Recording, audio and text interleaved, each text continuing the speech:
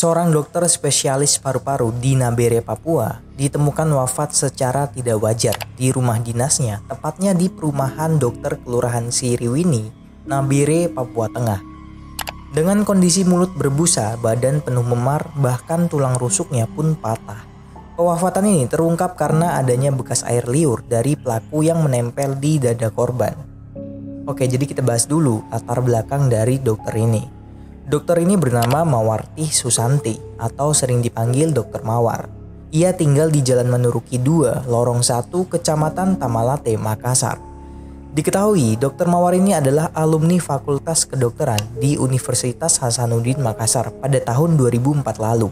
Setelah lulus, ia kemudian mengambil program PTT atau pegawai tidak tetap di dua tempat, yaitu di wilayah Kalimantan Tengah dan lanjut di Tolikara, Papua.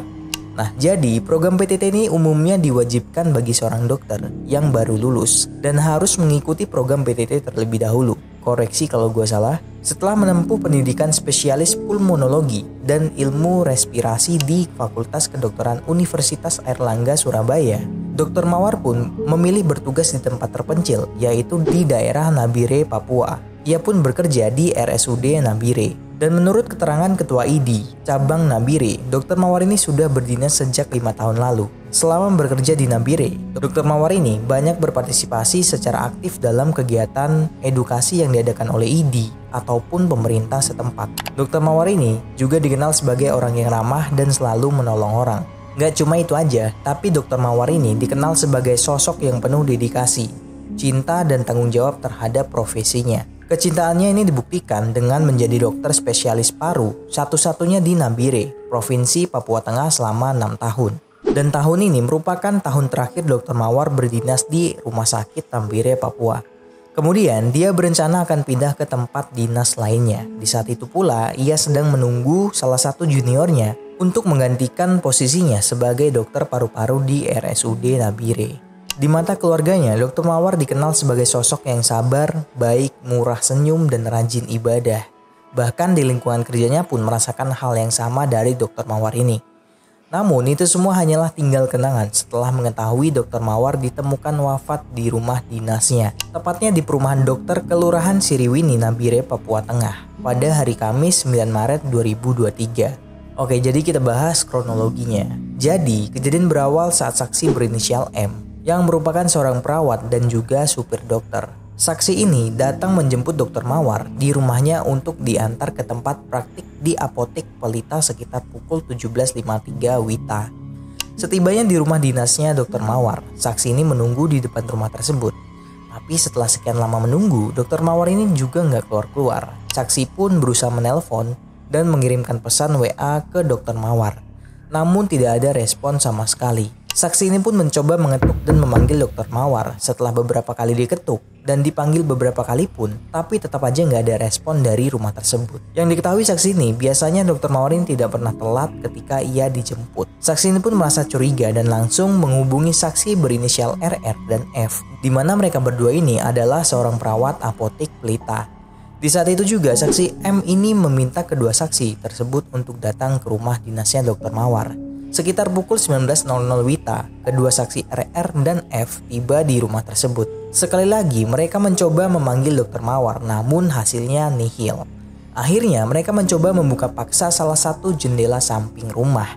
Setelah terbuka, mereka pun langsung segera menuju ke kamar dokter tersebut. Kemudian mereka membuka pintu kamar tersebut. Ketika dibuka, mereka melihat tubuh Dr. Mawar ini terbaring di tempat tidurnya dalam keadaan tubuhnya tertutup selimut warna pink dan mulut sudah berbusa. Saksi F pun langsung menghubungi dokter yang sedang berjaga di IGD RSUD Nabire. Tidak lama setelah itu, sekitar pukul 19.33 WITA, saksi dokter berinisial J tiba di rumah tersebut lalu masuk dan segera memeriksa keadaan Dr. Mawar.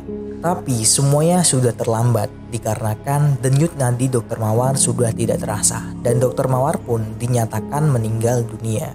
Akhirnya kejadian ini pun dilaporkan ke polisi. Beberapa menit kemudian polisi pun datang dan melakukan olah TKP. Di TKP polisi hanya menemukan jenazah Dr. Mawar dalam keadaan tertutup selimut dan mulut berbusa. Setelah kurang lebih 2 jam, tim Inafis Polres Nabire pun selesai melakukan olah TKP. Dan selanjutnya membawa jenazah Dr. Mawar ke RSUD Nabire. Dikarenakan Dr. Mawar ini tinggal sendirian di Nabire, jenazah Dr. Mawar pun segera diterbangkan ke kampung halamannya yang berada di Makassar, tepatnya di Jalan Manduruki 2 Lorong 1 Kecamatan Tamalate, Makassar.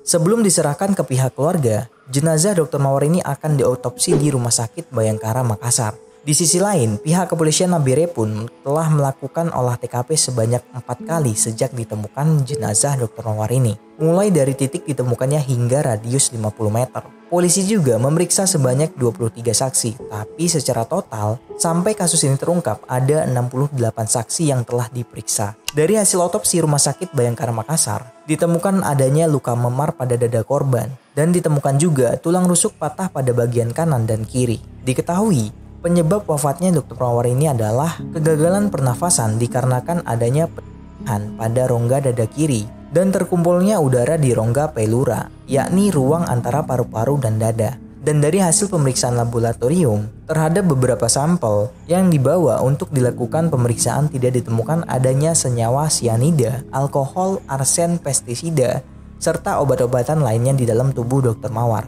Pihak kepolisian menduga kasus ini mengarah pada kriminalitas mengakibatkan wafatnya Dr. Mawar.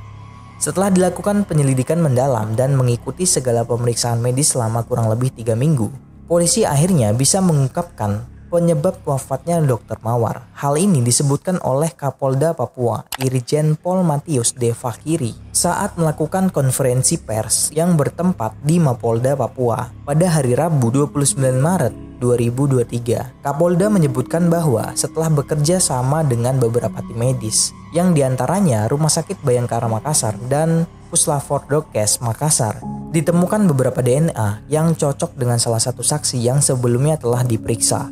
Salah satu saksi yang juga merupakan pelaku kasus tersebut yakni pria berinisial Kei Wengge, seorang cleaning service di tempat kerja yang sama dengan Dr. Mawar. Pelaku berhasil diungkap oleh kepolisian setelah hasil otopsi maupun swab yang dilakukan oleh tim medis dikembangkan kembali oleh Polres Nabire menggunakan Scientific Crime Investigation dan mencocokkan dengan DNA yang ditemukan dari korban dan pelaku. Sejumlah barang bukti juga ditemukan saat proses penggeledahan, seperti sebuah handphone milik korban warna hitam yang disimpan dalam bantal yang terbungkus plastik putih dan ditaruh di gudang kecil lantai 2, ruang poli RSUD Nabire. Tidak hanya itu saja, pihak kepolisian juga menemukan sebuah rok hitam bermotif bintik putih yang digunakan Kei Wengge untuk menutup wajah Dr. Mawar saat melakukan penganiayaan yang kemudian disimpan di dalam lemari kamar di bawah tumpukan baju. Selain itu, Irjen Pol Matius Fakhri menyampaikan bahwa pelaku saat ini tengah dilakukan pemeriksaan lebih lanjut oleh penyidik Polres Nabire apakah perbuatan tersebut dilakukan seorang diri. Akhirnya, Kei Wengge ini mengaku perbuatannya dan mengatakan kronologi yang sebenarnya. Semuanya berawal tanggal 9 Maret 2023. Kei Wengge ini keluar dari rumah kakaknya di kompleks perumahan RSUD Nabire menuju ke rumah korban. Diketahui Kei Wengge ini masuk ke rumah korban melalui plafon kamar mandi. Sebelum masuk ke kamar utama, Kei Wengge ini mengambil rok korban warna hitam motif bintik-bintik di dalam lemari yang berada di kamar belakang untuk digunakan menutupi wajahnya. Lalu Kei Wengge keluar dari kamar tersebut menuju ke kamar korban dan berpapasan dengan korban yang pada saat itu baru keluar dari kamar tidurnya. Korban pun langsung dipukul dan dibanting ke lantai di depan pintu kamar mandi. Bukan hanya membanting, Kei Wengge ini juga membekap mulut korban dengan menggunakan tangan kirinya.